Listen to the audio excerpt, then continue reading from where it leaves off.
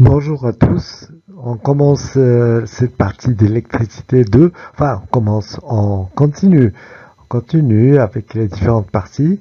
Alors, je ne sais pas si vous remarquez un changement. Les courants alternatifs, c'était la partie 2. Maintenant, on les a mis à la dernière partie. Et l'induction électromagnétique, c'était en fait le chapitre 6, le dernier chapitre de la partie 1. Et on l'a sorti de la partie 1 pour le mettre ici. Pourquoi? Pourquoi ce changement?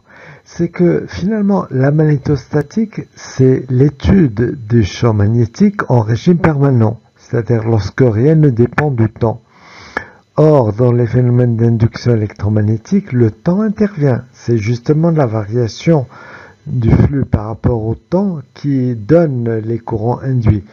Et donc, il m'a semblé que c'était mieux de sortir l'induction de la magnétostatique. Et donc, voilà, on va faire comme ça. La partie 1, pardon.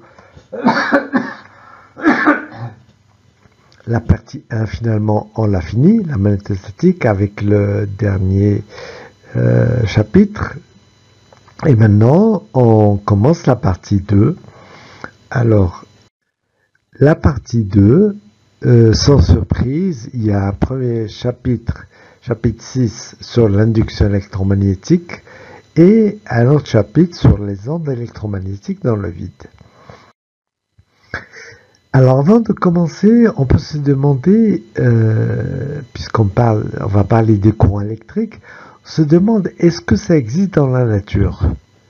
Oui, je parle du courant électrique, le déplacement d'ensemble des charges. Lorsque, par exemple, vous prenez un fil électrique, vous le branchez à un générateur, une pile, vous reliez ça à une lampe et lorsque vous fermez le circuit, la lampe s'allume sous l'effet du passage du courant électrique. Je parle de ce courant-là. Je ne suis pas en train de parler des phénomènes électriques, parce que les phénomènes électriques, bien entendu, ça existe dans la nature. Vous avez quelques exemples. L'exemple de la foudre, par exemple, qui est une décharge électrique entre les nuages et la Terre. C'est un phénomène bien connu. Ou alors, si vous prenez... Il y a des poissons qu'on appelle les poissons papillotes et les poissons torpilles. Les poissons torpilles, ce sont des poissons qui peuvent provoquer une décharge lorsque, par exemple, ils sont attaqués par un prédateur. Ils lui balancent une décharge électrique, ou bien lorsqu'ils sont en train de chasser, lorsqu'ils sont derrière une proie, ils peuvent aussi lui envoyer une décharge électrique. Il y a un autre type encore de phénomène électrique. Ça se passe dans les corps, dans le corps humain, enfin dans les corps des animaux. C'est l'influx nerveux. C'est une manifestation électrique, c'est une propagation d'un signal finalement, et ça se passe grâce à des phénomènes électriques. Bon, mais le courant électrique, tel qu'on l'a défini, enfin un passage d'ensemble d'électrons ou de charges, ça n'existe pas dans la nature. C'est l'homme qui le produit. Et alors justement, ça existe depuis quand? Depuis quand l'homme produit du courant électrique? Eh bien, quand on regarde l'histoire, la première manifestation, à mon avis, c'était en 1800, pile. En 1800, il y a eu l'invention par Volta de la pile, qu'on appelle pile Volta d'ailleurs. Il y a une production d'un courant continu qu'on a pu exploiter. Mais le courant électrique qui sert pour, par exemple, allumer chez soi ou dans les usines, etc. Ça n'existe que depuis la fin du 19e siècle. Donc, vers les années 1890, par là, il y a eu, avec Thomas Edison, vous savez, la lampe à incandescence qui est apparue. Les centrales aussi, la première centrale, je pense que c'était à Manhattan, à New York. Et voilà, le courant électrique existe depuis ce temps-là. Donc finalement, c'était il n'y a pas très longtemps. Ça fait quoi? 150 ans? même pas. 1900, ouais, c'est ça. Donc vraiment, il n'y a pas longtemps. Et alors, ce courant électrique, comment on le produit? Parce que c'est l'homme qui le produit. Bon, ça, je pense que vous connaissez déjà la réponse. Vous avez dû voir ça au lycée. Mais on en dit deux mots déjà, en général.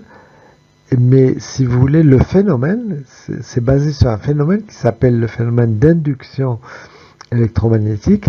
Et c'est ce qui va apparaître dans ce chapitre. À la fin de ce chapitre, le phénomène sur lequel est basée la production d'électricité n'aura plus de secret pour vous. Oui, voilà. En fait, c'est chaque fois qu'on aura une variation d'un flux à travers un circuit, une variation du flux magnétique, eh bien, on aura un courant électrique. On va en parler donc maintenant. Avec le chapitre 6, induction électromagnétique. Et pour commencer, on va parler de la loi de Lenz qui va nous donner le sens du courant qu'on appelle courant induit. Alors pour ça, on va imaginer une boucle de courant. Voilà, il n'y a pas de générateur, donc il n'y a pas de courant qui circule actuellement dans cette boucle. Si on considère un porteur de charge, ici c'est un électron, donc une charge Q négative, ben voilà, il est immobile. Alors immobile ne signifie pas qu'il est au repos. Je veux dire, ce que je veux dire, c'est qu'il est au repos en moyenne. Mais vu ce qu'on appelle l'agitation thermique, cette charge est en fait animée d'un mouvement, d'une vibration si vous voulez, mais qui se fait toujours autour du même point. D'accord? Donc en moyenne, il est immobile.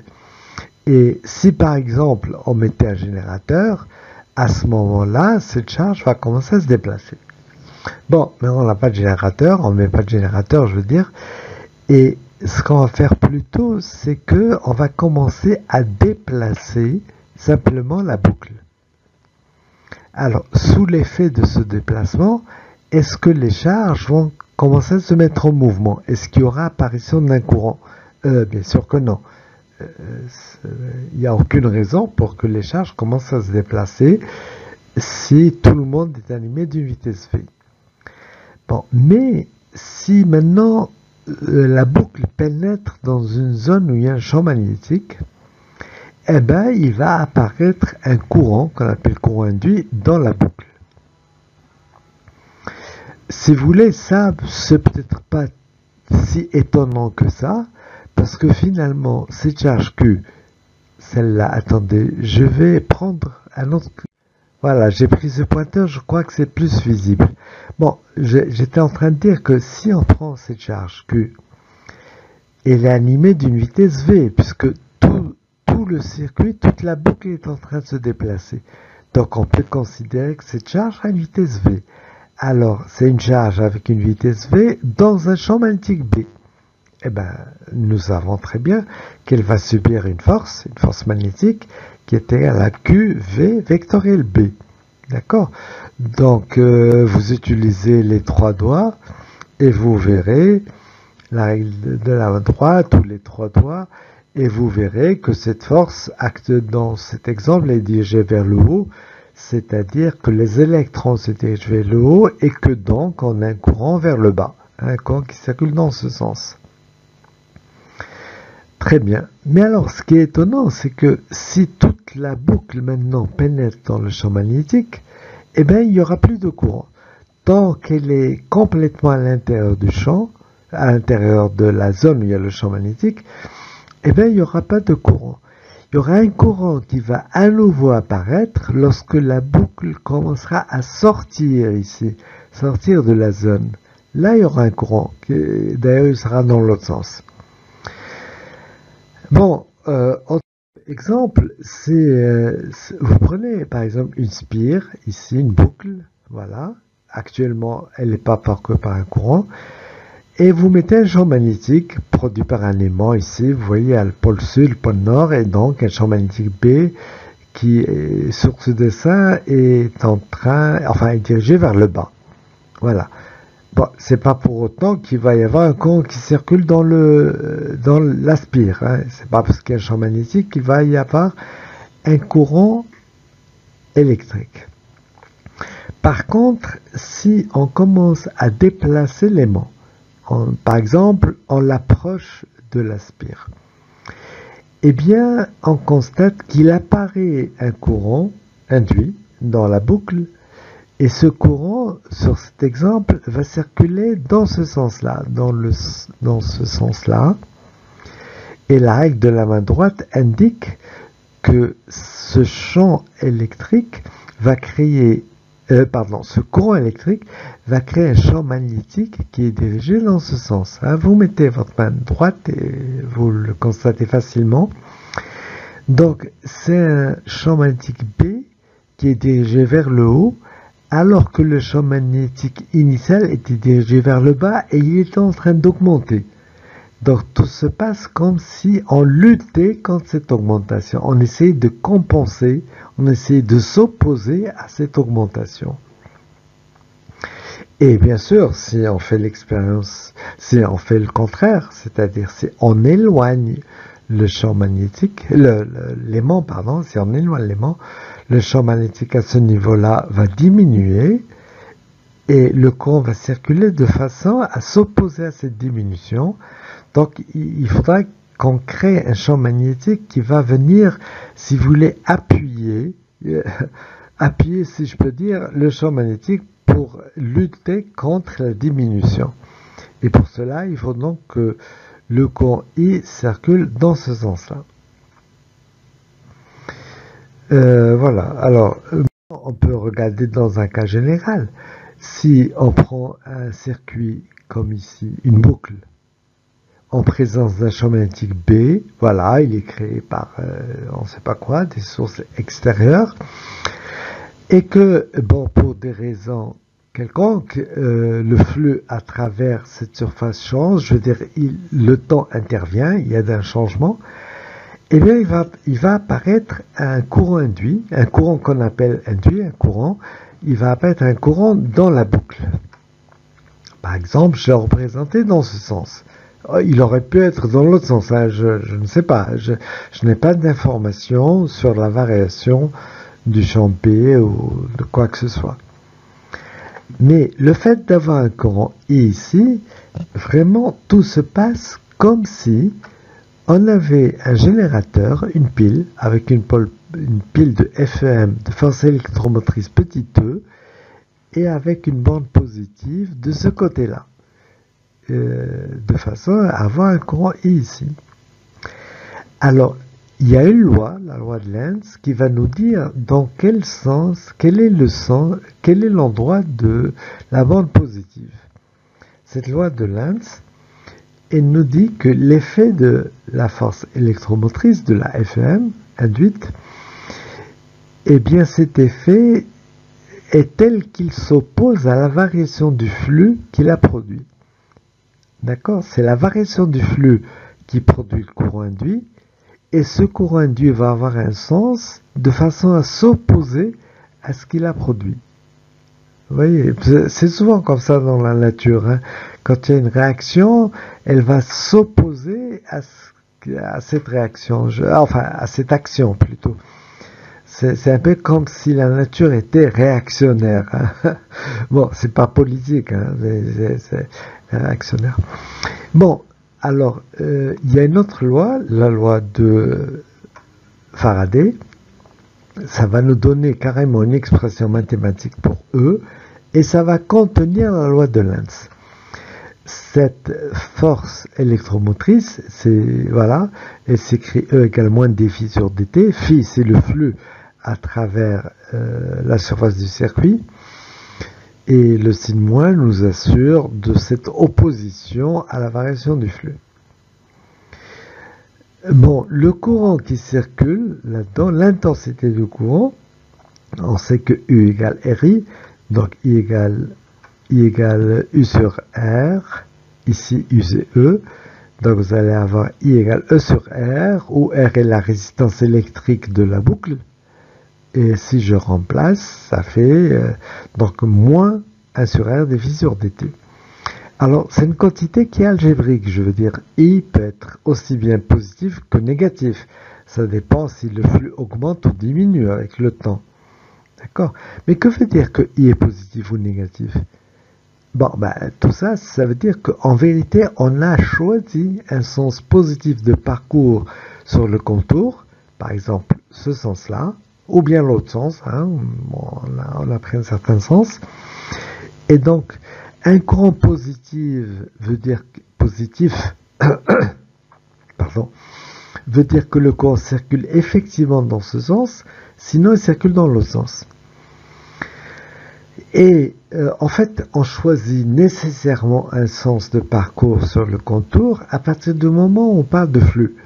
Vous savez que le flux, c'est l'intégrale de B scalaire ds.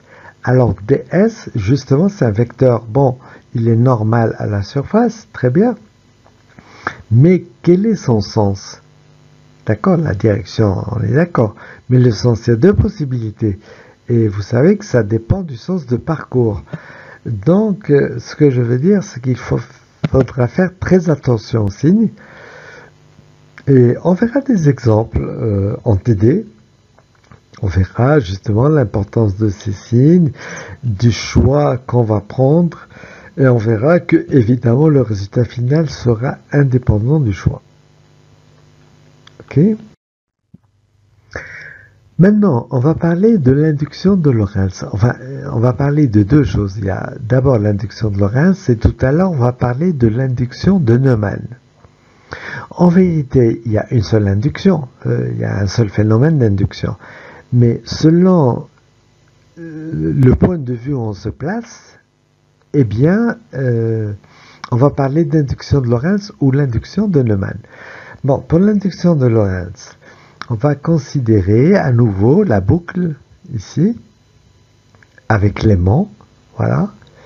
Et on considère que c'est la boucle qui se déplace vers l'aimant. Quand c'est la boucle qui se déplace, on parle de le point de vue de Lorentz, c'est l'induction de Lorentz. Tout à l'heure, on va au contraire, la boucle sera fixe et c'est l'aimant qui va se déplacer et on parlera de l'induction de Neumann. Bon, pour l'instant donc, la boucle se déplace, comme on l'a dit tout à l'heure, chaque porteur de charge en fait est animé d'une vitesse V en présence d'un champ B, donc il va subir une force. Et cette force-là a pour expression EQ, V vectoriel B. Q, c'est moins E.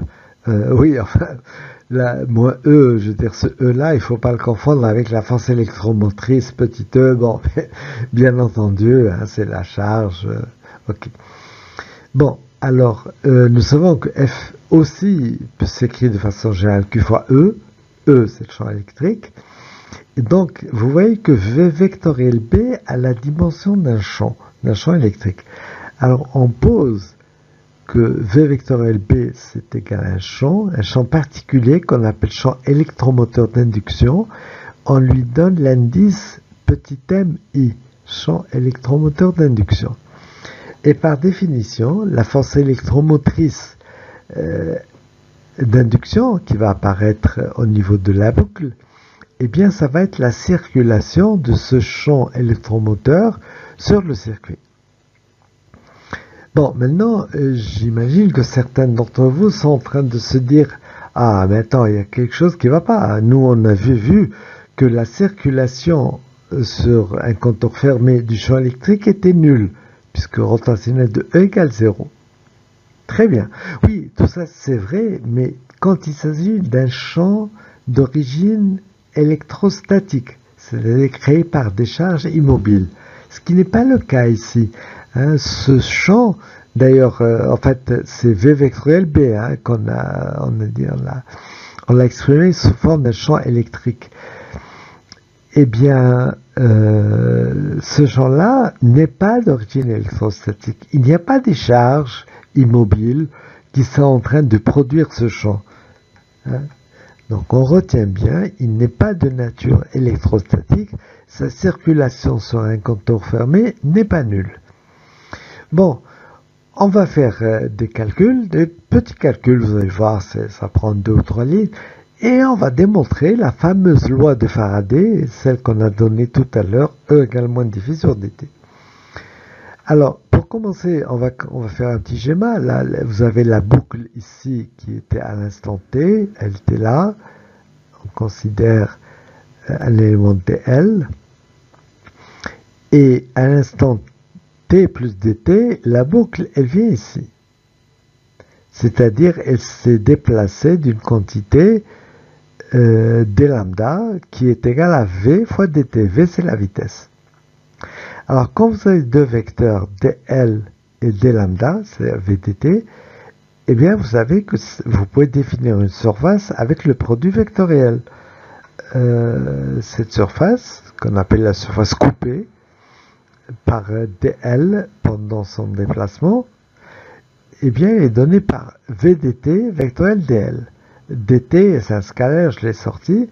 Ce point, c'est juste la multiplication. C'est pas le produit, c'est pas le produit scalaire, oui. C'est pas un vecteur dt.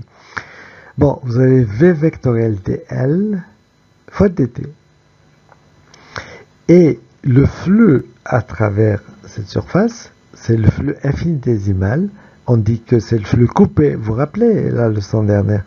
Le flux coupé par l'élément dl, par définition, c'est B scalaire, cette surface-là. Hein, on le note comme ça. Vous vous rappelez aussi, on mettait l'indice 2 pour dire que c'est un infiniment petit du deuxième ordre. Bon, c'est B scalaire D2S. Et si je remplace D2S par son expression, bon, bah, ça nous donne ça. B scalaire V vectoriel dl dt. Ce point-là ne devrait pas être là, quoi. Enfin, bon. Alors, vous reconnaissez un produit mixte. On va en parler dans un moment. Non, mais d'abord, je voudrais vous dire ça, c'est le flux infinitésimal coupé par l'élément dl. Mais le flux infinitésimal coupé par tout le circuit, mais pendant le déplacement infinitésimal, eh ben, ça va être l'intégrale de tout ceci. Hein? Voilà, le flux coupé par l'ensemble du circuit. Le flux coupé par l'ensemble du circuit pendant l'instant dt, c'est l'intégrale de d2 phi, c'est donc ça. Vous reconnaissez ici un produit mixte, et vous savez que c'est invariant par permutation. Donc B va prendre la place de V, qui va prendre la place de dl, qui va prendre la place de B. Et ça nous donne ceci. Bon, enfin, et le produit scalaire et commutatif, donc le dl qui était ici au début, bon, ben, je l'ai mis de l'autre côté, ça nous donne ça. Et on peut faire intervenir un signe moins, voilà, pour faire apparaître plutôt V vectoriel B, parce que ça, si vous vous rappelez tout à l'heure, enfin la diapo précédente, ça c'était le champ électromoteur. Donc vous voyez ici entre parenthèses, ce qui est entre parenthèses, c'est la circulation sur le contour fermé du champ électromoteur d'induction. Et ça, vous vous rappelez, c'était la définition de la force électromotrice. Donc, ce qu'on a ici, c'est égal à moins E dt, dφ C, c'est égal à moins E dt, donc E va être égal à moins dφ C sur dt. Bon, dφ C, c'est pas très pratique. Vous vous rappelez la leçon précédente avec le théorème de Maxwell, on avait montré que de façon générale, un flux coupé infinitésimal, dφ C, c'est en fait la variation infinitésimale du flux, phi à l'instant t plus dt, moins le flux à l'instant t. On avait démontré cette relation-là, ce qui fait que dans l'expression de E, on peut remplacer dφ C par dφ, et ça nous donne finalement la loi de Faraday, E égale moins dφ sur dt. Donc vous voyez, c'était un petit calcul qui nous a permis, dans ce cas-là, lorsqu'on considérait que c'était le circuit, la boucle qui se déplaçait, ça nous a permis de démontrer la loi de Faraday. Ok. Maintenant, on va adopter un autre point de vue. On va parler de l'induction de Neumann. Dans cet autre point de vue, vous voyez, vous avez toujours la boucle, toujours l'aimant, mais cette fois-ci, la boucle est immobile et c'est l'aimant qui se déplace. Eh bien, vous sentez bien que c'est la même chose. Je veux dire, on aura finalement le même effet que tout à l'heure. Et il y aura donc un courant induit qui va apparaître ici. Mais ce courant induit, maintenant, j'ai plus de difficultés à le voir. Parce que la charge qui est ici, elle n'est pas animée d'une vitesse, là, elle est immobile. Donc il n'y a pas de force magnétique, comme tout à l'heure. Tout à l'heure, on disait qu'il y a une force magnétique, l'électron se mettait en mouvement, ça a expliqué l'apparition du courant induit. Ben, ici, ce n'est pas le cas. Mais il y a une chose à dire, c'est que finalement, qu'est-ce que ça veut dire que la charge a une vitesse ou n'a pas de vitesse? Vous savez très bien que ça dépend du repère. Où est-ce qu'on place le repère? Si on place le repère sur la boucle, eh ben, la charge n'aura jamais de vitesse, par définition. Je veux dire, vous êtes dessus. Donc, c'est vraiment une question de point de vue.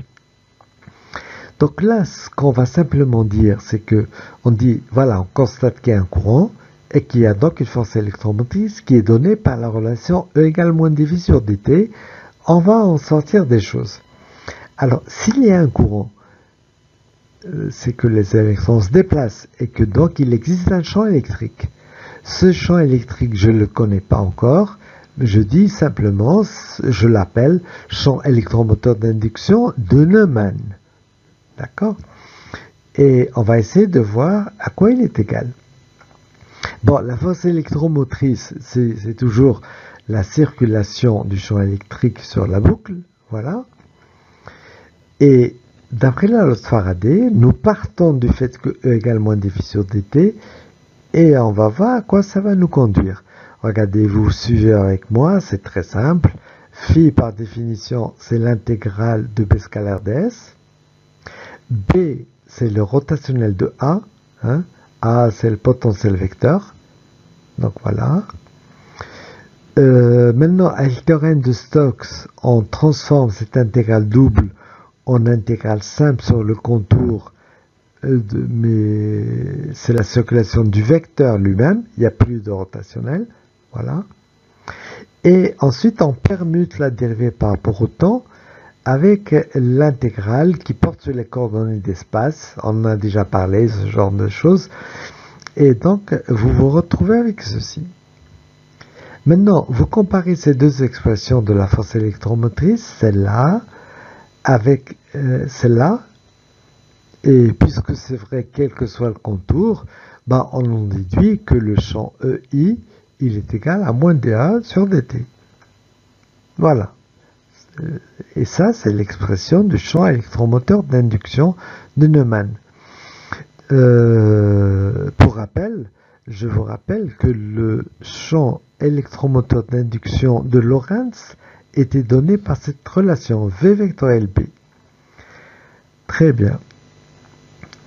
Alors, oui, maintenant, ce qu'on vient de voir va nous permettre d'établir une équation de Maxwell, qu'on appelle l'équation de Maxwell-Faraday. Pour ça, on va se placer dans le cas absolument général, dans un point quelconque où il existe un champ E et un champ B. Alors, le champ E, en général, eh bien, il y a une partie d'origine électrostatique, c'est la partie moins grade V, et une partie d'origine magnétique, ce qu'on vient de voir à l'instant. Donc c'est un champ électrique qui n'est pas d'origine électrostatique et qui vaut moins dA sur dt. Voilà. Alors maintenant, prenons le rotationnel à gauche et à droite, et ça nous donne ceci. Rotationnel de E égale moins rotationnel du gradient de V, qui est nul. Le rotationnel du gradient de n'importe quelle fonction, c'est égal à 0. Okay, moins le rotationnel de d de A sur dt, et je permets le rotationnel, c'est les dérivées par rapport aux coordonnées d'espace.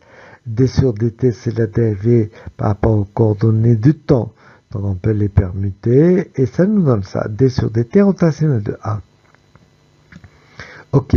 Rotationnel de A, vous savez ce que c'est? c'est le champ magnétique B. Hein, on en a longuement parlé. Et donc, on arrive à cette relation-là, que le rotationnel de E, c'est moins dB sur dt. Et ceci, c'est l'une des 4 équations de Maxwell. Elle nous montre très clairement que les champs E et B sont liés les uns aux autres. Une variation par rapport au temps du champ B nous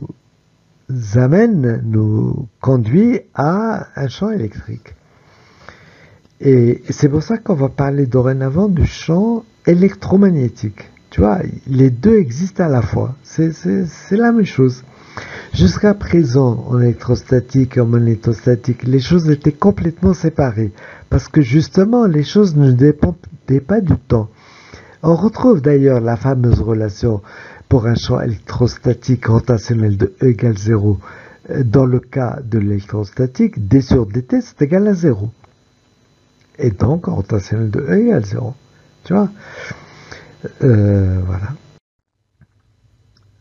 Ensuite, on va parler de ce qu'on appelle la self-induction. Alors, ça apparaît lorsque, vous voyez, vous prenez une boucle ici, parcourue par un courant I. S'il y a un courant I, ça veut dire qu'il y a la création d'un champ magnétique B dont les lignes de champ sont représentées sur cette figure. Alors, ne confondez pas avec des figures qui ressemblent à ça que j'ai déjà tracées, me semble-t-il. Vous avez un courant I, un circuit parcouru par un courant I, en présence d'un champ magnétique B qui est créé par d'autres choses.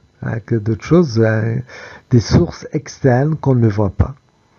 Et ça nous avait d'ailleurs, oui, on avait parlé, lorsqu'on avait parlé de la force de Laplace, etc.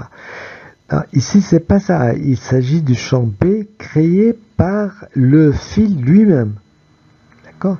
Donc, vous voyez qu'il existe un flux à travers ce circuit, et c'est un flux qu'on appelle flux propre, parce c'est un flux propre, il est créé par le circuit lui-même.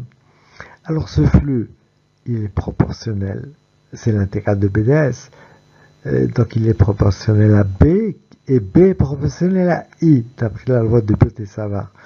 Donc phi est proportionnel à I, voilà, et le facteur de proportionnalité, on l'appelle L.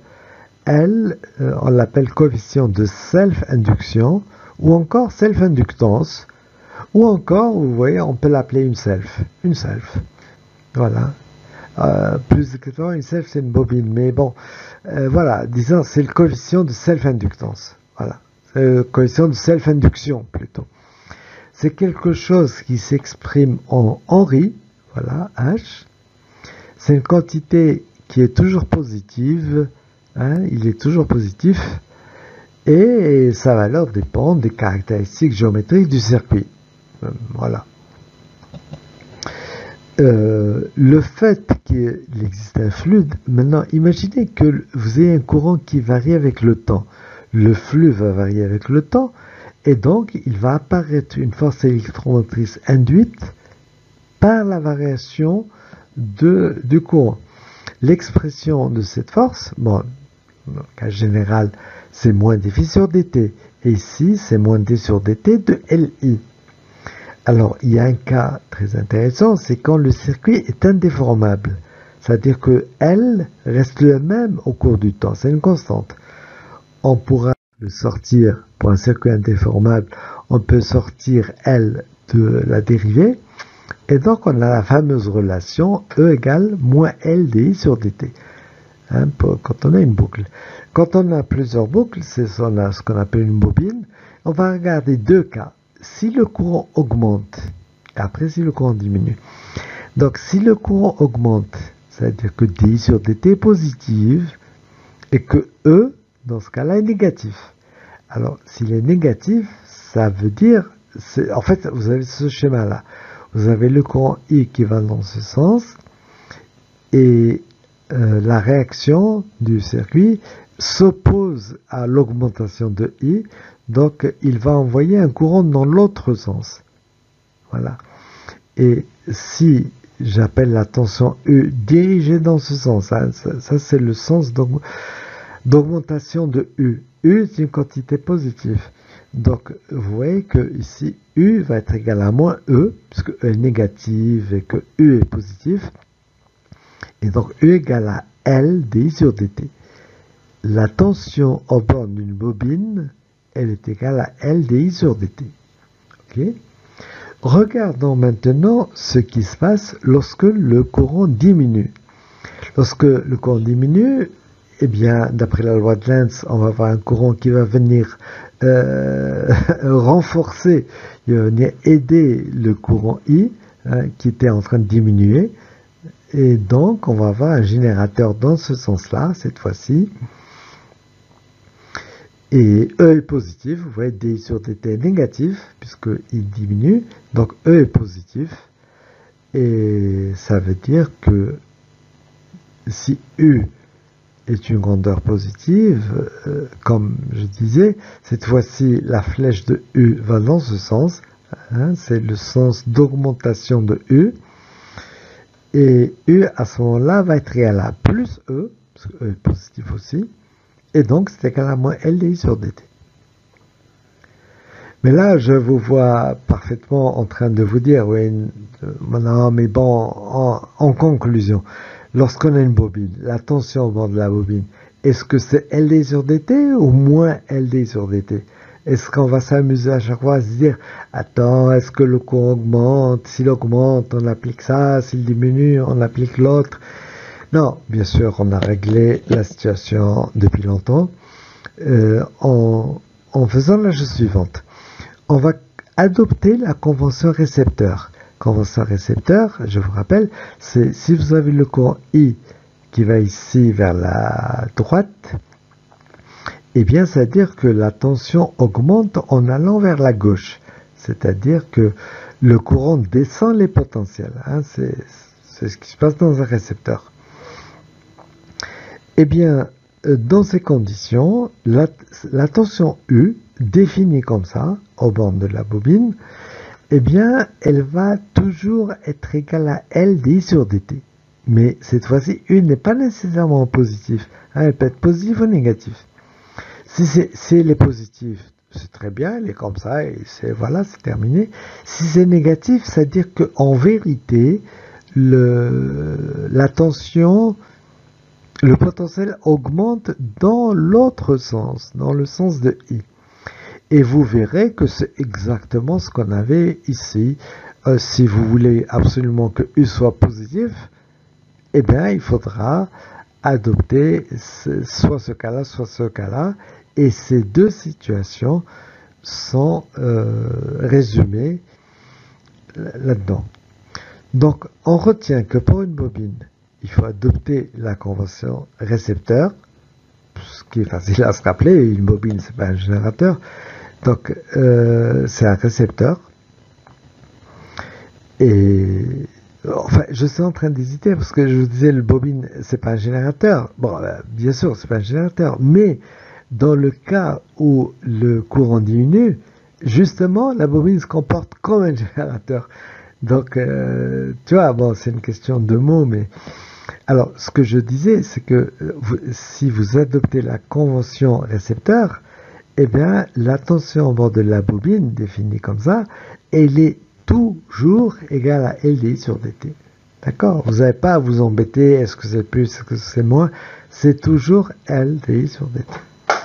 Hop là, pardon. Il y a un truc qui est tombé. Qu'est-ce qui est tombé? En fait, c'est la souris et j'en ai besoin. Attends, 30 secondes. Il y a les fils qui sont en train de s'entremêler. Voilà.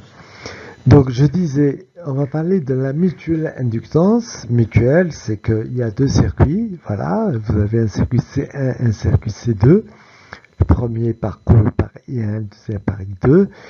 Et donc, ces deux circuits-là créent un champ magnétique. Alors, il y a B1, il y a B2. Et B1 plus B2, c'est ce qu'on appelle B. D'accord? Bon, maintenant, on s'intéresse à, si vous voulez, à ce qui se passe dans le circuit C1, le flux à travers le circuit C1.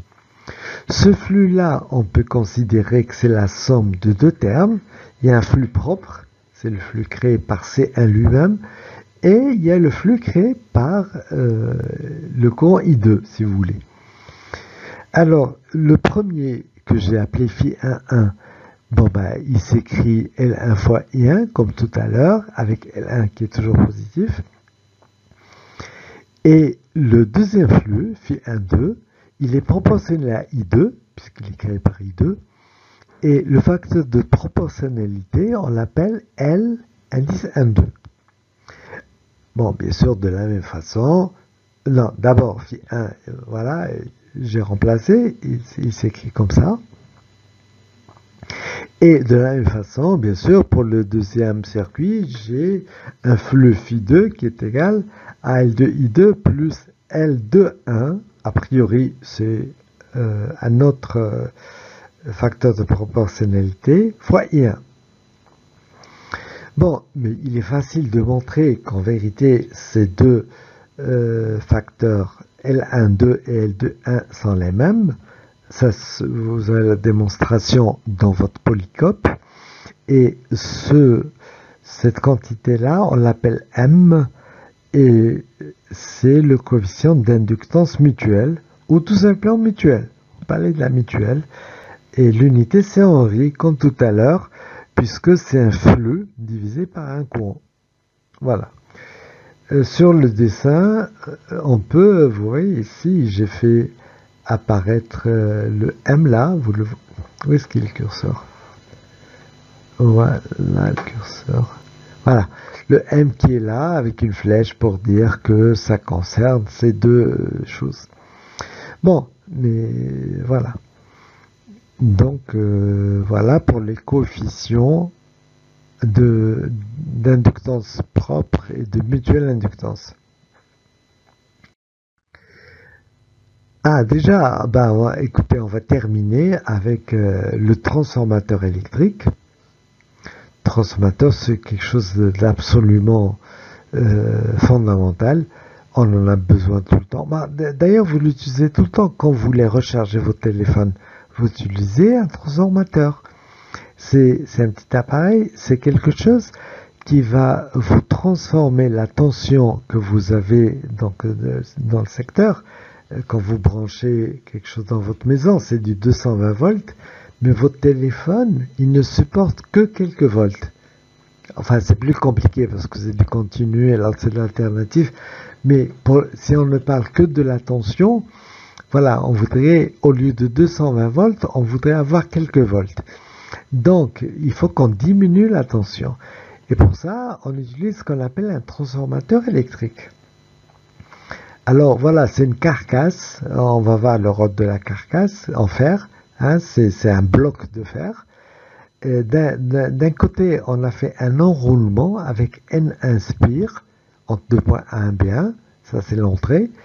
Et en sortie, A2B2, il y a un autre enroulement avec un nombre de spires différents que j'appelle N2. Voilà. Alors, le transformateur, moi, ça me rappelle quand j'étais enfant, quand j'avais une dizaine d'années, chez mes parents, il y avait au-dessus du réfrigérateur, il y avait un transformateur, un vieux transformateur. Il était un gros truc, il était toujours posé là. Et l'origine, ça vient de la chose suivante. C'est que dans les vieilles habitations, avant, la tension qui était dans les maisons, c'était du 110 volts. Et dans les constructions nouvelles, c'était du 220 volts. Donc, quand mes parents ont déménagé, ils ont déménagé avec leurs appareils ménagers. Donc, par exemple, le réfrigérateur qui fonctionnait à 110. Mais si on le branche directement sur du 220, ça va le griller, bien sûr. Donc, il fallait un appareil qui va élever la tension de 110 à 220.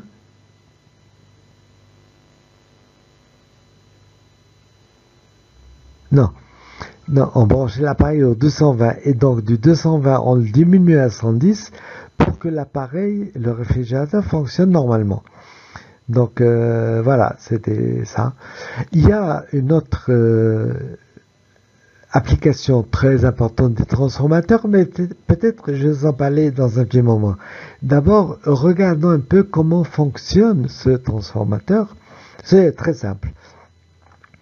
Vous voyez, on va appliquer dans la bande d'entrée, entre A et B1, une certaine tension qu'on appelle V1T. Dans mon exemple, bon, par exemple, c'est du 220 volts, dans mon exemple. Mais bon, ça peut être le contraire. Ça peut être le contraire ou ça peut être autre chose.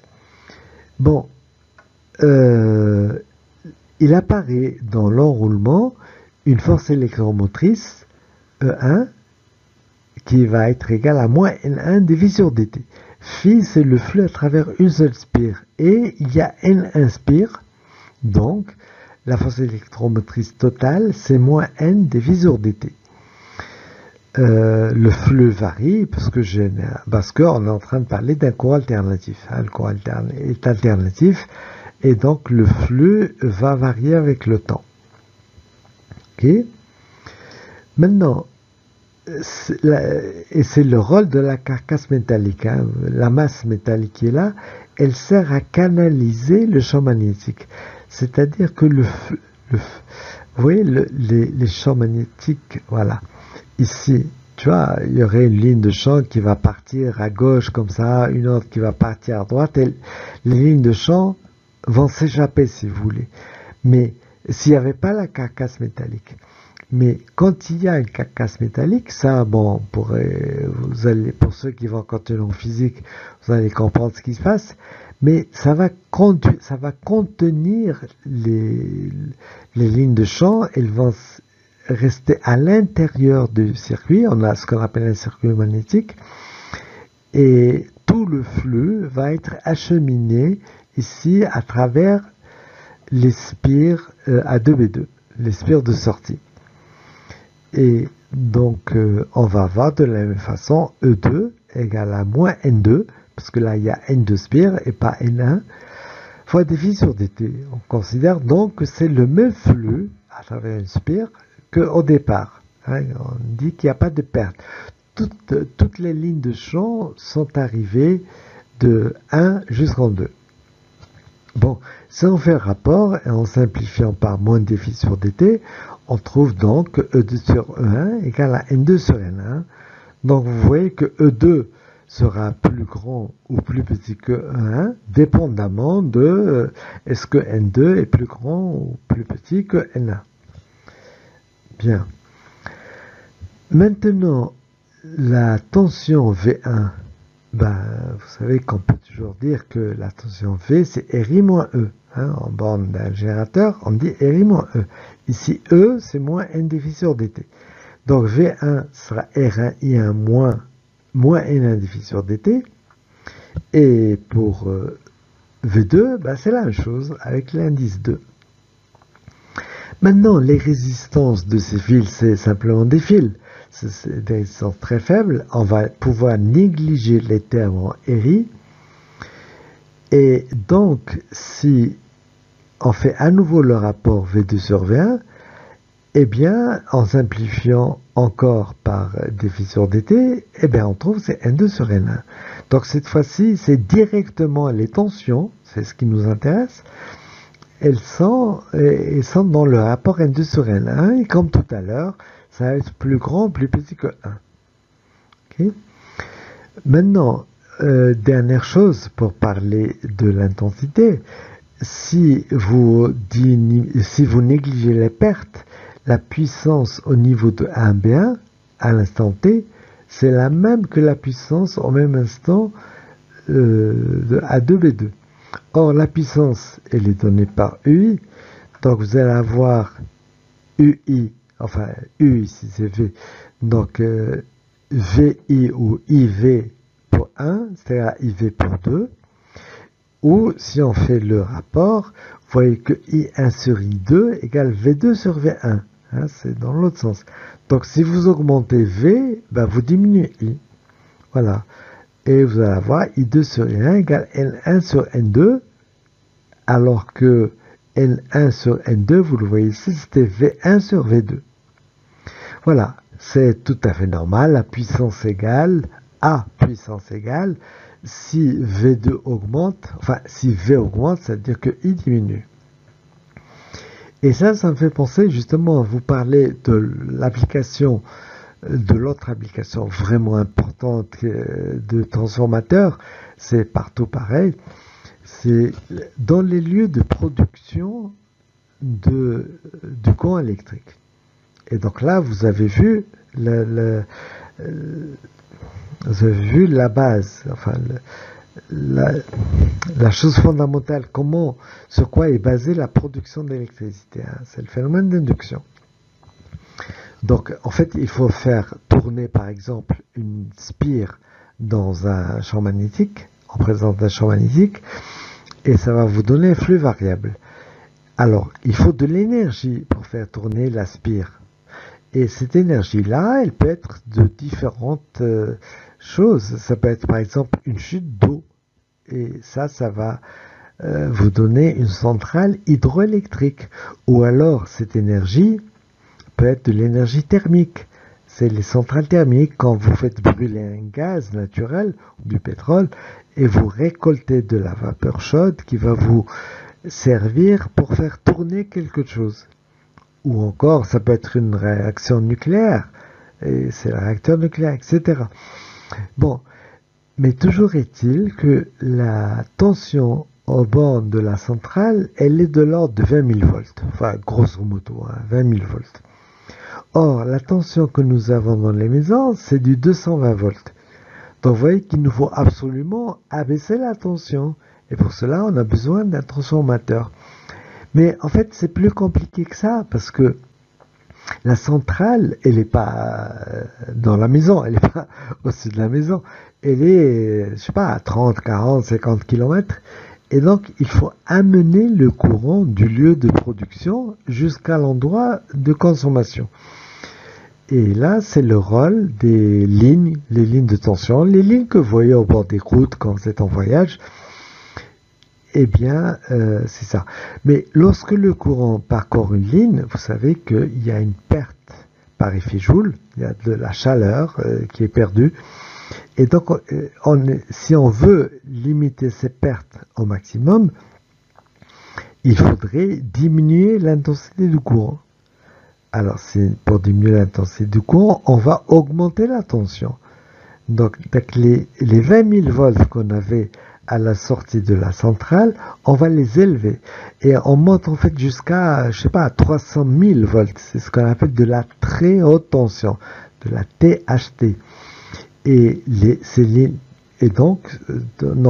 vous avez une très grande tension, et donc un courant très faible, ce qui permet d'avoir une perte par effet Joule qui est supportable.